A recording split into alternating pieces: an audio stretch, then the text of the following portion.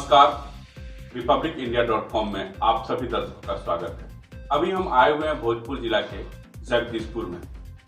जगदीशपुर में हम आए हुए हैं वार्ड नंबर 6 के वार्ड पार्षद रंजीत राज जी के पास, जहां पे हम इनके द्वारा कल एक पोस्ट डाला गया था फेसबुक पे कि बोर्ड मीटिंग होने के बाद मैं एक प्रेस कॉन्फ्रेंस करूंगा। उसी प्रेस कॉन्फ्रेंस के लिए हम लोग आज जगदीशपुर में पहुंचे हुए हैं। इनके द्वारा बोर्ड बैठक में क्या क्या मीटिंग किया गया, किन किन मुद्दे पे चर्चा किया गया, उसमें जनता की क्या मुद्दा थी और क्या साफ सफाई की मुद्दा थी, किन किन मुद्दे पे इनके द्वारा उस मीटिंग में मुद्दा उठाया गया, वो सारी मुद्दा की जानकारी हम वार्ड पार्षद 6 के रंजीत राज जी से जानने का प्रयास करेंगे, जिससे कि हमारे दर्शकों को ये जानकारी मिल सके कि जो हमारे पार्षद हैं रंजीत राज जी, इनके द्वारा नगर पंचायत जगदीशपुर में किन किन मुद्दों पर चर्चा किया गया। रंजीत राज जी, स्वागत है हमारे republicindia.com में।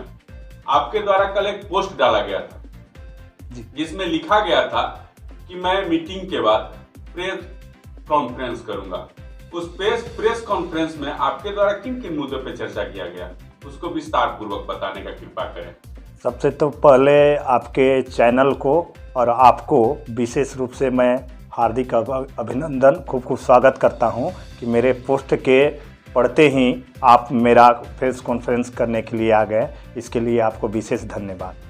बात यह है कि नगर पंचायत जगदीशपुर भोजपुर कार्यालय द्वारा निर्गत पत्रांक 863 14/12/24 को मुझे पत्र प्राप्त हुआ बोर्ड बैठक संबंधित, जिसमें मुख्य पार्षद के आदेशानुसार बोर्ड बैठक को रखा गया था कि गुरुवार को 11 बजे दिन में नगर पंचायत कार्यालय में सभा कक्ष में बोर्ड बैठक होना निश्चित हुआ है।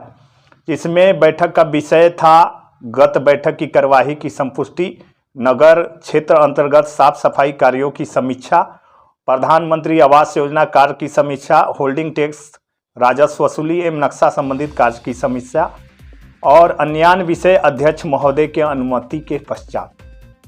तो बोर्ड बैठक आज शुरू हुई थी। करीब कुछ अपरिहार्य कारणों के कारण मैं बोर्ड बैठक में 20-25 मिनट विलम्ब पहुंचा।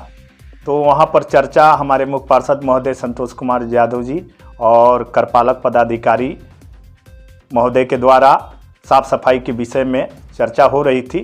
तो उस क्रम में हमको साफ सफाई की व्यवस्था में जहां त्रुटि लगी कि ध्यान आकृष्ट करवाना चाहिए था, वहां मैंने अपना साफ सफाई के विषय में रखा।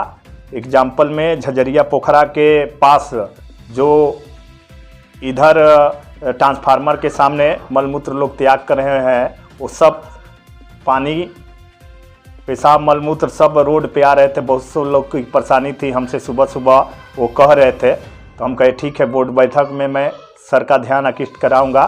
सर और मुख्य पार्षद महोदय द्वारा इसकी जानकारी लेकर उनको आदेशित किया गया है।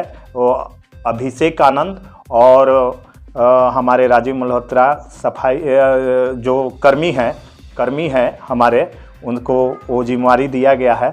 साथ ही प्रधानमंत्री आवास योजना कार्य की समीक्षा हो रही थी।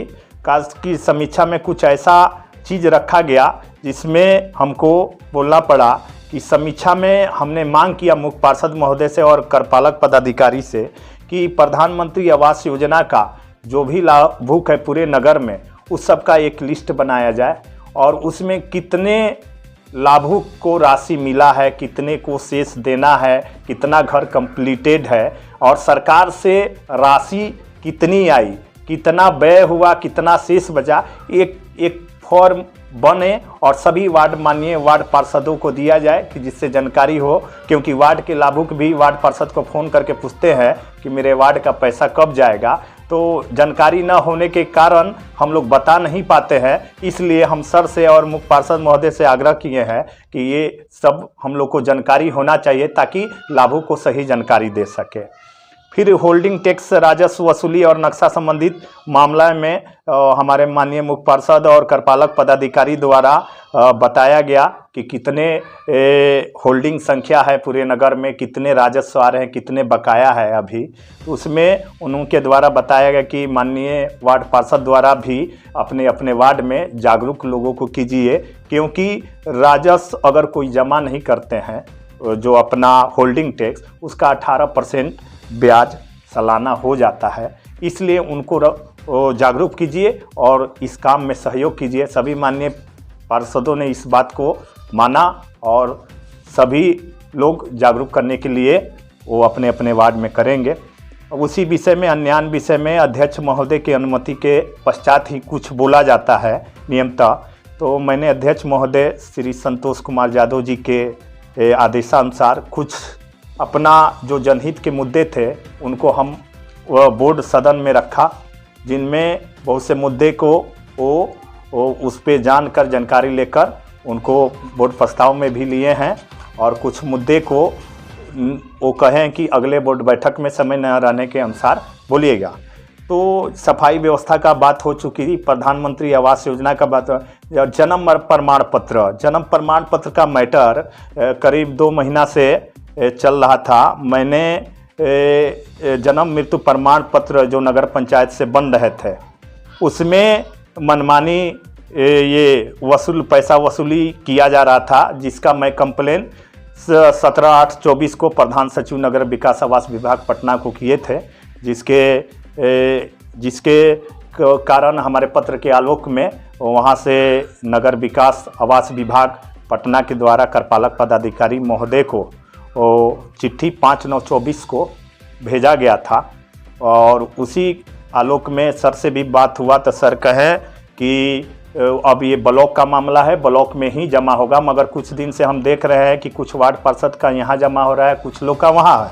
तो आज बोर्ड बैठक में मैंने रखा इस बात पर, तो सर कहे कि यही होगा। मगर मेरी मांग था कि जो विलम्ब शुल्क है उसको पारदर्शिता कीजिए कि जनता से कोई गलत वसूली न कर पाए। दीवालों पे विलम्ब शुल्क लिखवा दीजिए और उसके बाद रसीद, जो भी आवेदक पैसा दे रहे हैं उसका रसीद कटना चाहिए। आप कहीं भी करवाइए, यहाँ करवाइए या ब्लॉक में कराइए, जो नियम संगत है वो होना चाहिए। मैं बता दे रहा हूँ कि जिला सांख्यिकी पदाधिकारी भोजपुर के पत्रांक 936 दिनांक 15/12/2017 से सभी प्रखंड विकास पदाधिकारी भोजपुर एवं करपालक पदाधिकारी नगर पंचायत जगदीशपुर, कोइलवर, बिहिया, पीरो, शाहपुर को सूचित किया गया था कि 21 दिनों के अंदर जन्म मृत्यु की घटनाओं का निबंधन निःशुल्क करने का निर्देश है।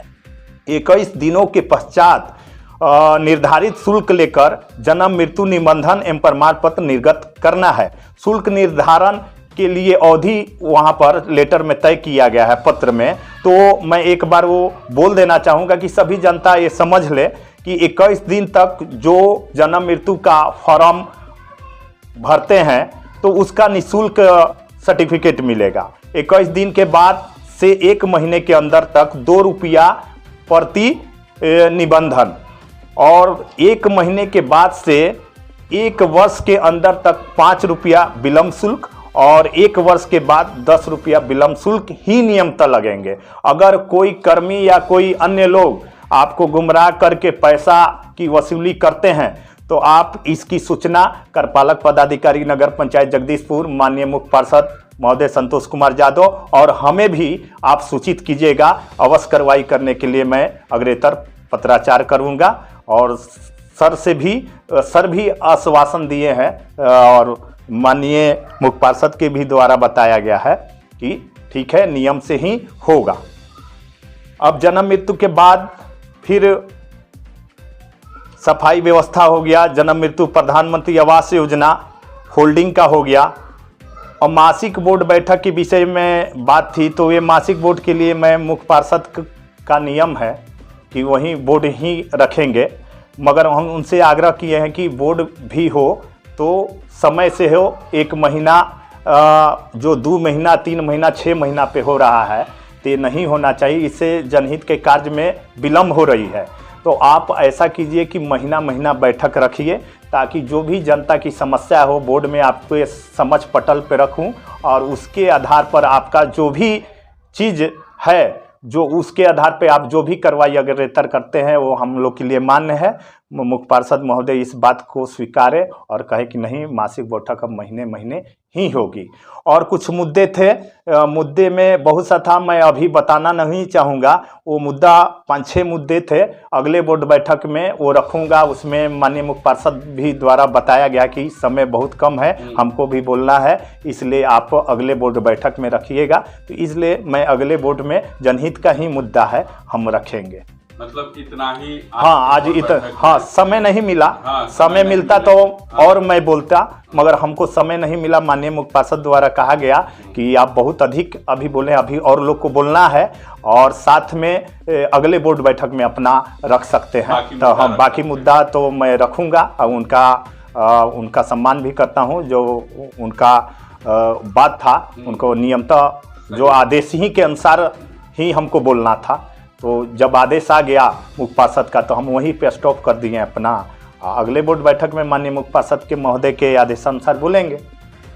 अभी एक मुद्दा है रंजीत जी, आपके जगदीशपुर नगर पंचायत में, वो भी ज्वलंत मुद्दा है। अभी एकदम ये ट्रेंड कर रहा है ये मुद्दा, हर न्यूज चैनल वाले भी चला रहे हैं, बहुत सारे चैनलों पे ये मुद्दा देखने को मिल रहा है। कोरोना काल में यहाँ पे जगदीशपुर नगर पंचायत में राशन वितरण किया गया था, और सामुदायिक उसको क्या बोलते हैं, किचन, सामुदायिक किचन का भी व्यवस्था कोरोना काल में किया गया था। तो क्या ये सच्चाई इसमें क्या है, और इसमें क्या मतलब कितना ये सच है? ये सारी सच्चाई को आप, इसलिए कि उस समय भी आप वार्ड पार्षद थे, जी, और आज भी आप वार्ड पार्षद हैं, तो हमको लगता है कि आपसे बेटर कोई नहीं बता सकता है कि उस कोरोना काल समय में जो वो सामुदायिक किचन था, उसमें खाना लोगों को फ्री में मिल रहा था या नहीं मिल रहा था। लोगों के पास कोरोना काल में राशन नगर पंचायत के कर्मचारियों के द्वारा दिया गया या नहीं दिया गया, इसलिए कि आप उस समय वार्ड पार्षद थे। सच्चाई थोड़ा हमको बताइए, ताकि हम अपने दर्शकों को आपके कहे अनुसार दिखा सकूं कि आपने क्या कहा। देखिए, उस समय वार्ड पार्षद तो मैं ही था। 17 के चुनाव के बाद ये बोर्ड, हमको लगता है 20-21 में कोरोना काल हुआ था। हाँ। तो उस समय मुख्य पार्षद मानी मुकेश कुमार गुड्डू जी थे, मैं वो विपक्ष में प्रतिपक्ष में था उस समय वार्ड पार्षद। देखिए, ये तो सच्चाई है। देखिए, हम हमेशा कोई को स्वाभिमान के साथ कोई समझौता नहीं कर सकते हैं। जहाँ सच्चाई है सच बोलेंगे, जहाँ झूठ है वहाँ झूठ बोलेंगे कि यहाँ ये मामला झूठ है, ये सत्य है। देखिए, उस समय कोरोना काल में प्रत्येक वार्ड में बांटा गया था, ये सत्य है। सामुदायिक किचन भी चला था।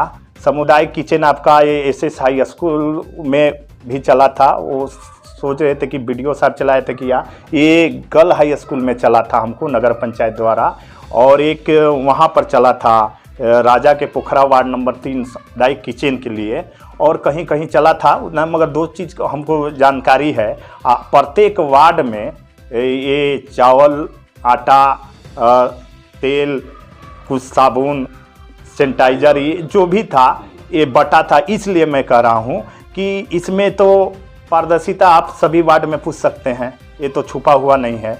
मेरे वार्ड में भी नगर पंचायत द्वारा मिला था, तो मैं कैंप लगाकर, ये महंती मठिया ज्ञान वृक्ष आश्रम है, वहीं पर कैंप लगाकर मैं माननीय हमारे 108 श्री रामजीवन दास जी महाराज के कमलों द्वारा उनके हाथों से बंटवाया था। सभी वार्ड को बुलाकर वहाँ दिया था। हाँ, तो उसका वीडियोज और फोटोज भी है मेरे पास। तो उस समय का वीडियो, हाँ, फोटोज भी है। हाँ, है, उसमें कोई शक नहीं है। ये बांटा गया था, मगर राशि किस मद से निकला था ये मुझे मालूम नहीं है। ये तो आप नगर पंचायत के उस समय तत्कालीन नाजिर बाबू सुरेश प्रसाद जी थे, और उस समय ईओ साहब हमारे थे ये कृष्ण मुरारी जी।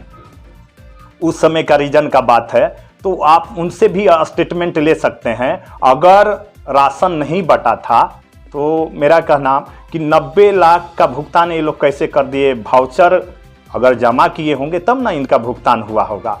मगर खैर ये तो अभी मामला न्यायालय कोर्ट में है और मैं इस विषय पे ज़्यादा बोलूँगा नहीं।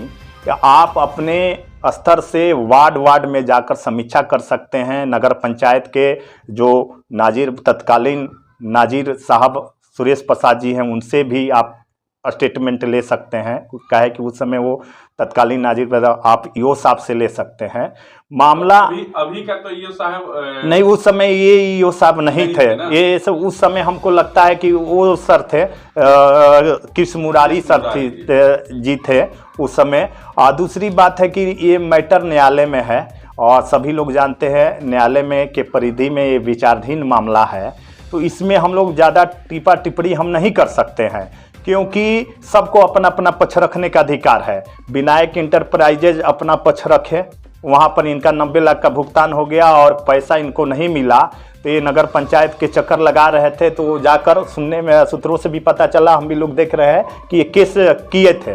तो उस केस दर्ज जब हुआ था तो उसमें करपालक पदाधिकारी को अपना पक्ष रखने को कहा गया था, तो करपालक पदाधिकारी अपना पक्ष वहाँ नहीं रख पाए। जब वो वहाँ से ऑर्डर हो गया कि पैसा देने के लिए, तो ये करपालक पदाधिकारी या क्या वो अपना पक्ष रखे कि नहीं वहाँ नहीं हुआ था। रिकवरी का लेटर भी आया है, हमको भी पता है कि इनके द्वारा, चाहे जिलाधिकारी महोदय द्वारा लेटर का रिकवरी भी आया था कि 90 लाख का रिकवरी करना है।